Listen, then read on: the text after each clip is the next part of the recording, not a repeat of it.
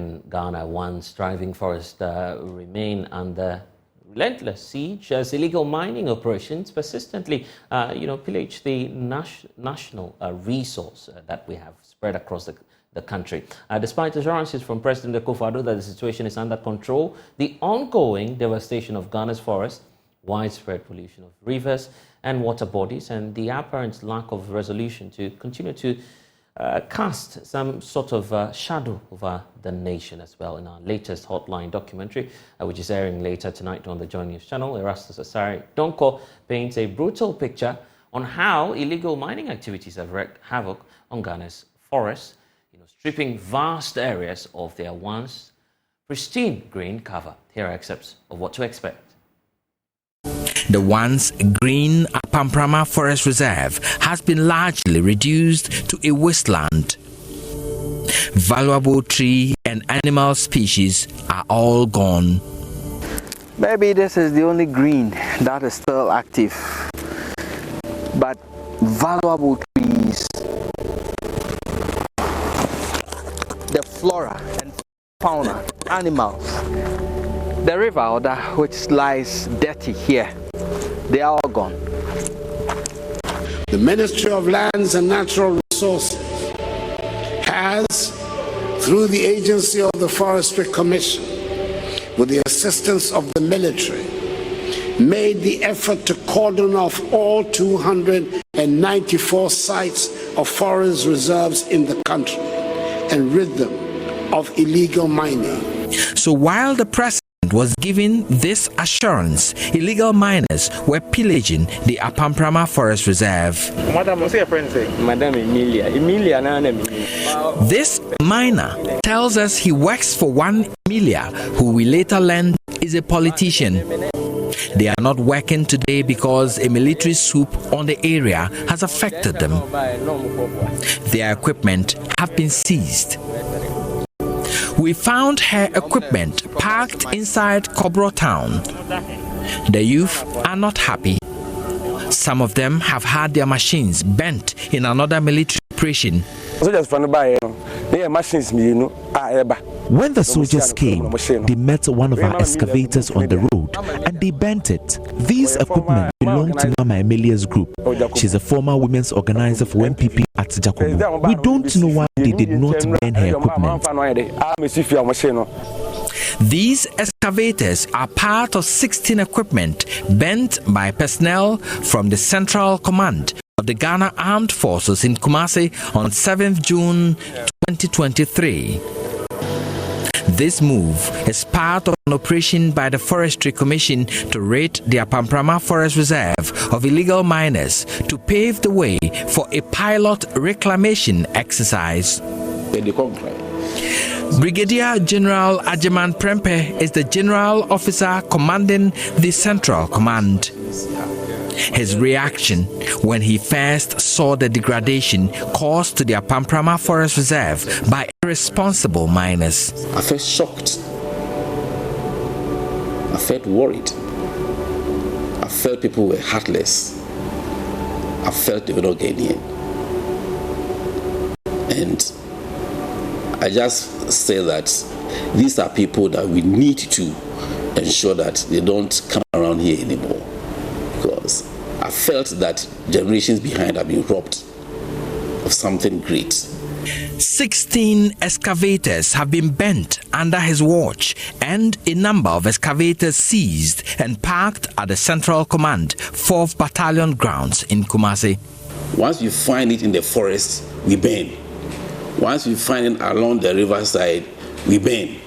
Once you find it an area that is grey, where the individual has been given the rights to mine, we collect the machines and bring them to the command headquarters for you to come and justify with your documents if indeed you have the right to mine in the area. So the forest is a no-go. It has been defined that it's an illegal area for anybody to mine. Brigadier General Ajeman speaks of his resolve to protect what remains of the Apamprama Forest Reserve. When we look at the environmental sustainability cycle, once you are destroying more than you can replant or you can build, it means that it is not sustainable.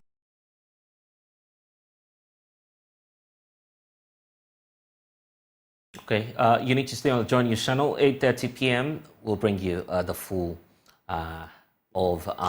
version of our hotline documentary, Forest and Siege.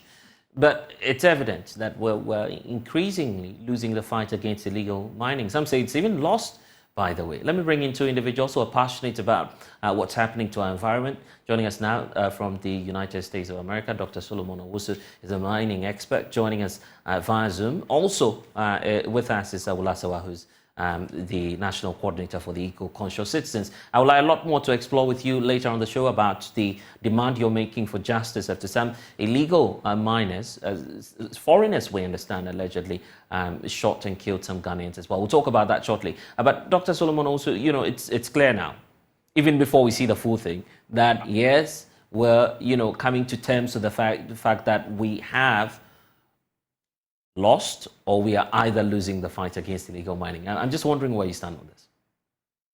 Yeah, thank you very much, my brother. Yeah, it's clear that we've lost the fight. I don't see it to be a fight. It's just a mere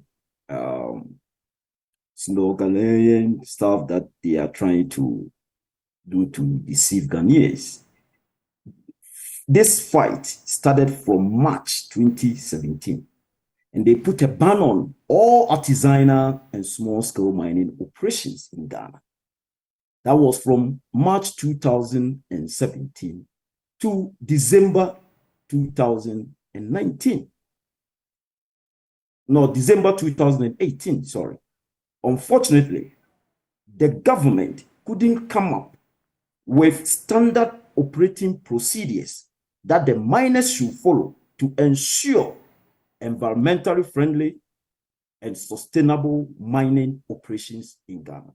My brother, the government has been focusing on military attacks on illegal miners.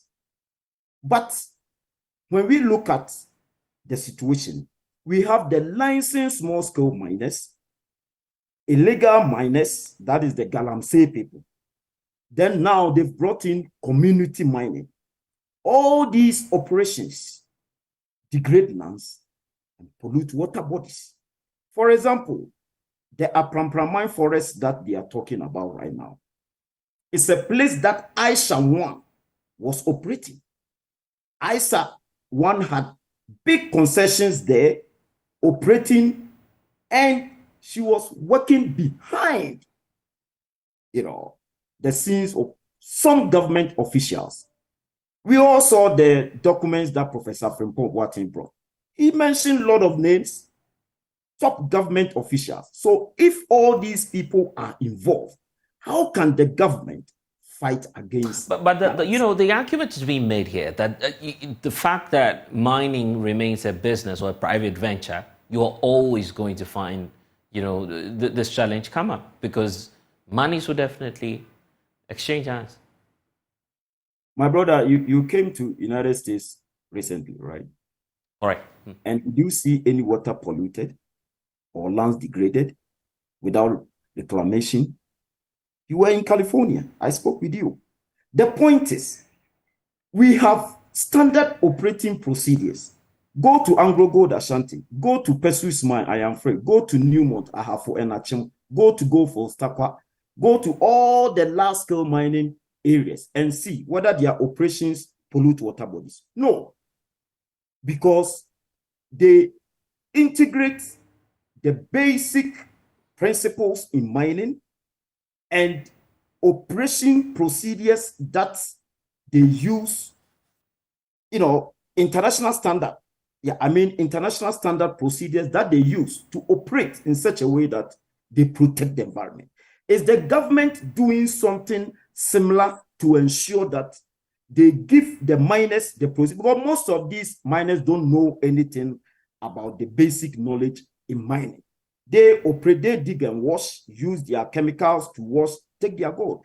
Has the government come up with procedures that they should follow to ensure that they also operate like Anglo Gold? They also operate like Newmont. They also operate like all the large-scale mining companies in Ghana that don't pollute water bodies and degrade lands. They have politicized the whole thing. and they have deviated from the core solutions to the problem. Okay, what then is the solution? Let's get to the solution, because it's as though everyone feels the solution is there, but government is handicapped. Look, some of us have spoken a lot about this. The government just don't want to do it.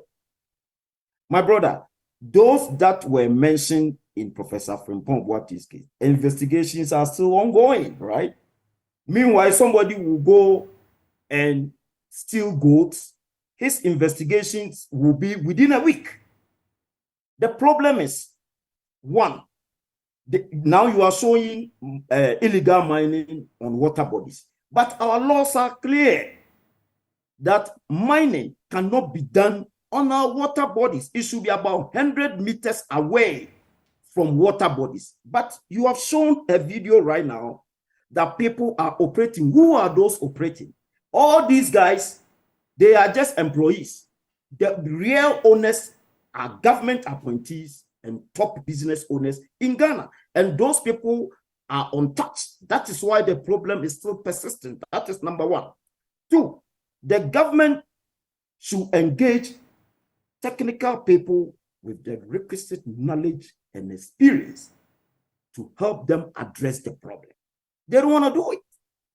Look, the 10-member interministerial committee that the president set in 2017 mentioned one minister on that committee who had knowledge and experience in mining. No, the executive secretary, who was the CEO of that interministerial staff, Charles Bisi, isn't a technical person in mining. He has no knowledge in mining.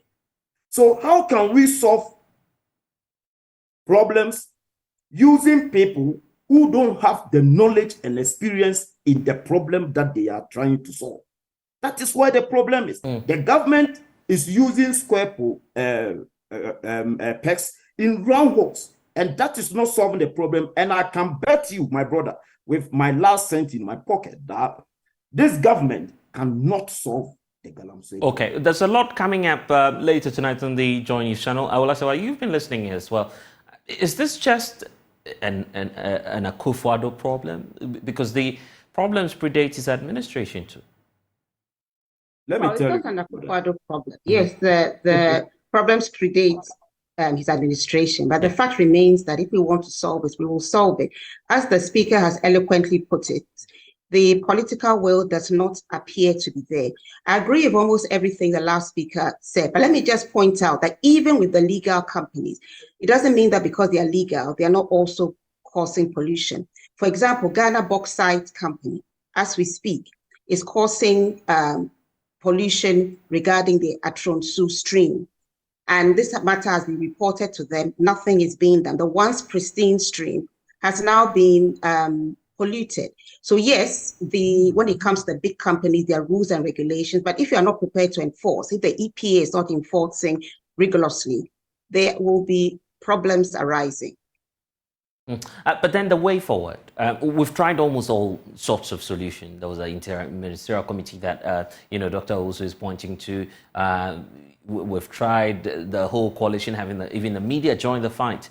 That also did not work. Is there any hope at all that this will work someday? There's hope when the political will is there. As has been said, the political will is not there. We know who the perpetrators are. They are walking around freely. Professor Frimpong Boate had a report which sat on somebody's desk for 2 years. Now that has come to light, what has been happening? We have advocated for a public inquiry so that the truth actually comes out. The political will isn't there. And we will say it very, very clearly that rather than contemplating invading Niger or any other country, let's charity begin at home. Let us focus on our borders. So many communities have been invaded by illegal miners, some of them foreigners. There was a case at Seshi where 3 teenagers who were trying to protect the environment were shot, and we want justice for them. 1 was murdered, 2 are in critical condition. Our information is that initially it was the brother of the deceased who was arrested. It was only later on that the person who pulled the trigger has been arrested, and we are told he's in police custody. But I'll say it again, once the political will is absent, and let me be absolutely clear, the government has passed LI 2462, which allows mining in forest reserves. So what kind of seriousness is there regarding stopping the illegal mining? There's actually no seriousness going on. There's been a lot of sound bites and so on and so forth, but we don't believe that we are actually seriously trying to tackle the problem. That's where we are coming from. I want us to look at this policy of maintaining, boots on the grounds, the military approach. Let me start off with you, Dr. Owusu. Is it time that we revised the policy of maintaining the boots on the grounds, keeping soldiers there? We're paying them. Some say we're not getting the desired results. Do we still maintain that?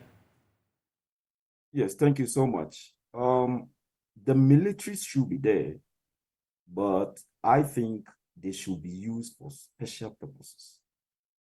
Now, we've used the military since 2017, and it has not yielded any results. Should we continue to use them the way we are using them? No. Now, what we need to do is to come up with standard operating procedures that we will tell the miners, do this, do this, do this, so that we can protect the environment and also protect the lands. If we are unable to come up with such procedures, if we use the military, it will not work, because the military will only attack the illegal miners. They can't confiscate the equipment of the licensed small-scale miners and the community miners who are equally polluting water bodies and degrading lands. So after we are able to come up with such procedures, and then the illegal miners, we decentralize the registration process to ensure that they can go to their local district assembly and register for their companies. But if you're bringing that up, that would be a bit problematic. We've heard from the Minerals Commission, for instance, raised concerns, same issues with Professor Frimpong Boateng and how his interministerial committee handled that. The claim is that they were usurping their powers. They have the expertise to issue or to see whether or not it's okay for you to have a license. Minerals Commission, yes, per our regulations, they are the regulators of all mining activities in Ghana. That is right. But the point is, as my sister Sewa said, it predates that interministerial committee. So what were they doing at the Minerals Commission that they couldn't solve the problem such that the president could initiate that interministerial committee process to address the problem? As at now, the interministerial committee is no more, right? The president dissolved it in 2020 or 2021 or so. Between 2021 and 2023, 2 years, what has the Mineral Commission done to address the problem? So like I said, we need to decentralize the registration. We have minerals commissions in different districts. I don't know if you're aware of that. But that would mean that chiefs will now involve. I will now be involved. I believe you will be part of your recommendation. And people seem to have challenges there. We, in fact, see some chiefs themselves getting involved in this activity of illegal mining. So decentralizing it could bring some challenges to us. The decentralization that I was talking about is about the hassle or the frustrations that some of the illegal miners go through when they, try to register their company. They go through frustrations, they forget about it, and they go on their own way to do them because they have to eat, right? So if we decentralize and we get them registered and we show them the procedures, how they should mine to ensure environmentally friendly and sustainable operations, that will solve about 80% of the problem. But if we go by this, some of the chiefs, they can be part of the process, but they will not take the decision. They will be part of giving the lands to the people because now they give the lands. That's why they are involved, right? So if they are part of it, fine. But the technical aspect should be championed by the Minerals Commission. And the Minerals Commission should engage other technical people with fresh ideas to help them address the problem. Because it is clear that we've given them the opportunity to solve the problem, and they have failed. The Interministerial Committee has failed. This government has failed. And we are looking forward for a change in the direction that they are veering towards. Well, so the point about decentralizing and also maintaining boots on the ground. You see, let me be very clear. We have to, first of all, look at the real problem. You have a forestry commission where the head says he has no objections to mining in forest reserves. You know, we have to be clear about what we actually want. We need to have forest reserves being no-go areas. Why do you have a forest reserve if people can go and mine there willy-nilly? So there should be no-go areas. And in terms of protecting our forest reserves, we have drones. We can use tech to make sure that if there are unlawful entries, we find out about it. When communities report, something should be done about it immediately, promptly, and the perpetrators dealt with. But I want to say that if we really want to move forward, we need to pause community mining. We are hardly able to even regulate the registered mining companies we have. Some of them get away. I've talked about Ghana bauxite mining, which has succeeded in polluting parts of their Atronsu stream. The fact that they are legally registered doesn't mean that they are doing the right thing all the time. If I have a driving license, doesn't mean that I'm driving carefully all the time. Of course not. So we have to look at different aspects of the problem. Right now, we are overwhelmed. We are overwhelmed. So we need to pause community mining until we have our act together and we can deal with infractions, educate them, deal with infractions, which I'm afraid will not be in the near future. And again, I thought we had Operation Hold. What is happening to it? So I would say pause community mining and then decide whether or not you want people to mine in your forest reserves. We say no, no mining in forest reserves. And we need to revoke LI 2462.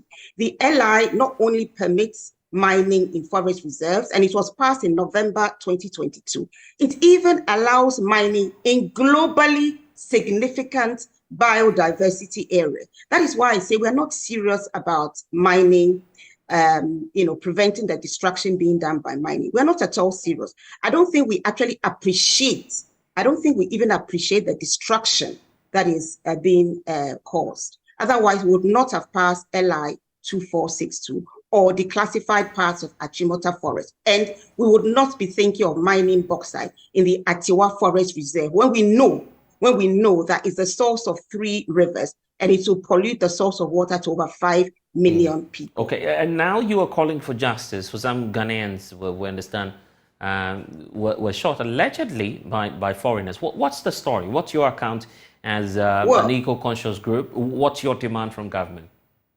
Well, our demand is justice for them. I mean, justice for everybody who was shot. And we are told that we all know it's an ongoing thing. Illegal miners, Ghanaians, foreigners, whatever, have invaded parts of our communities and are just allowed to continue doing what they are doing. Now, these 3 teenagers took what the president said seriously about being active citizens and not spectators. Therefore, they saw illegal mining, that's our information, and decided to do what they could. The security of the Chinese illegal miners actually shot. 1 was killed, 2 were injured. Our information is that when the police came on the scene, what they did was to arrest the brother of the accused person. And thanks to the intervention of the assemblyman, he was released. He was put in cells, we are told. But thanks to the intervention of the assemblyman, he was released. It was only later on, our information goes, that the person who actually shot the teenagers was arrested. And I have been informed that he's in police custody as we speak. So we want justice for those who were shot. And we want the police who are mandated to protect communities from illegal miners. We also had a case in Asemprom where the community was trying to stop illegal miners, some of them Chinese, and 10 of them rather ended up being arrested. And the case against them is still going on. So it is a very difficult thing for communities, but they are doing what they can to protect their communities. And we want to see political will from the government? Because sadly, we are not seeing much political will. We are seeing a lot of rhetoric. Okay. We are seeing pronouncements, but the government itself is clandestinely passing laws like LI 2462, to be clear, was passed by Parliament, not by the government. But it still shows that we are not serious about the fight against mining. And Dr. Also, this is bringing back the point about, foreigners being involved in our, small-scale mining sector. At first, it was the Chinese. I don't know if we're completely done with that story. Yeah, it's true. And if you look at the document that Professor Frimpong Boateng brought, he mentioned that lots of these Chinese operations are owned by Ghanaians and the Chinese guys. So they have partnered with top government officials in destroying our environment. So it is difficult to address this problem if the government, like my sister Sewa said, is not showing any political will to address the problem. Now, if you go to my hometown, Obuasi, and then the communities around, Akokere, Dumpasi, Akofum, and all those places, there are Chinese all over. And let's ask ourselves, who brought those Chinese to, the country? The same top government officials, the same top businessmen brought them to Ghana to operate this Galamsey activities. It is very sad. How come Erasmus Asaridonko went to Apramprama, also one of the forests, arrested Chinese guys, and then the military and macho men from nowhere came in to brutalize Erasmus Asaridonko, and then the Operation Vanguard guys. We all saw military uniforms with tags, names printed, black. You could see, I could see. Who are those people? Have you heard anything about that? We have a military commander in that place that sent the military guys there. Was he questioned? That should tell you that the same people who should take action to address the problem are the same people behind the illegal activities going on. So, like I said earlier, until this government changes its direction of addressing this Galamsey, we will go nowhere. And the nation will continue to suffer. The future, we can't predict the future. Because look at the video you are showing now. Mining illegally on water bodies with impunity. They don't care. Because they know that they have strong people behind them. How could these people send all this equipment on the river and mine it without any military or police going there to stop them? It is so sad. And I think it is about time that the youth in these communities rise and fight for themselves. Okay, we're just seeking for justice for these individuals who've been shot, but Dr. Solomon also, I would have to leave it here. Thank you so much for joining us and enjoy a holiday in the US as well. Also to you, Awolasawa, who is the National Coordinator for the Eco-Conscious Citizens. I'm grateful for your time. Okay, we stay on this a bit, more because President of the National House of Chiefs, that's Ogyeahoho Yaw Gyebi II, says the fight against Galamsey has been sacrificed on the altar of voices, on the sacrifice actually of votes and campaign. We can listen to you. It used to be good. It used to be good, especially when AGBL was there. And again, even when Resolute took over and never operated a mine, they were also keeping maintenance here and there, helping the community, the municipal assembly, giving scholarships here and there, helping us to build up schools. But unfortunately, the new company now, which is called Asante Group. When Resolute could not operate, but we later on heard that Resolute had acquired a mine in Mali or something, which was probably more prosperous than the BBN one. So they were dragging their feet. So myself and a few people started a drive to attract people. The Chinese came and they brought a very good social agreement to us, affecting education, sanitation, what have you. Along the line, then this Asante Group also came in. This Asante Group is basically a Ghanaian company. So we all bought into it, even though we felt the Chinese could do better. We also wanted to encourage our own Ghanaian. And we thought if he was successful, then other Ghanaians too will learn from it. But so far, we are not impressed at all. With Asante Gold? With Asante Gold at all. At all. We are not impressed. One, we did a public hearing about 18 months ago. And so they were to divert certain routes between BBN and Goso. Okay. What we have observed is that now they keep on changing. And once you change, we have EPA. EPA must be informed. The community must also be engaged to tell us why you want to now move from the first project to B or C. They don't do that. The other point is that they were to relocate or resettle the old town in Zongo people. And I've given them 500 acres of land. Of course, they have to pay, what do we call it, customary drinks. Now, I've not collected a dime from them, even though I have slaughtered a sheep, put libation, and done everything and given the land to them. Okay. For the customary drinks, they can come anytime. But as I tell you, they have not done much on the land.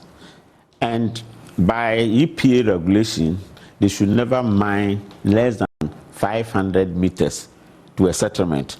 But as we speak, they are about 50.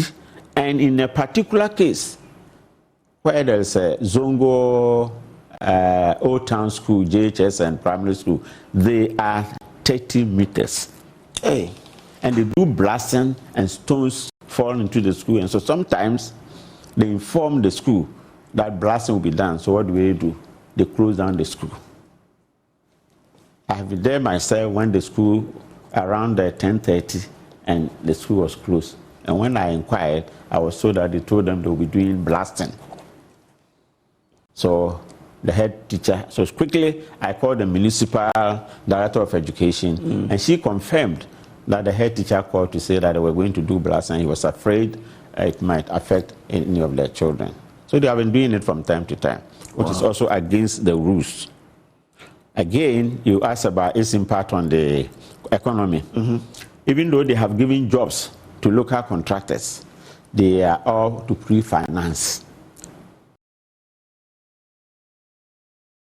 And you can catch a playback of that interview with Ogyeahoho Yaw Gyebi II on all of our social media platforms. We're taking a break here on The Pulse. When we return, we'll talk about some developments in the Hoho municipality of the Volta region. The Bi Traditional Council is registering its displeasure on what it describes as, professional misconduct on the part of the Ghana Police Service. We'll tell you why.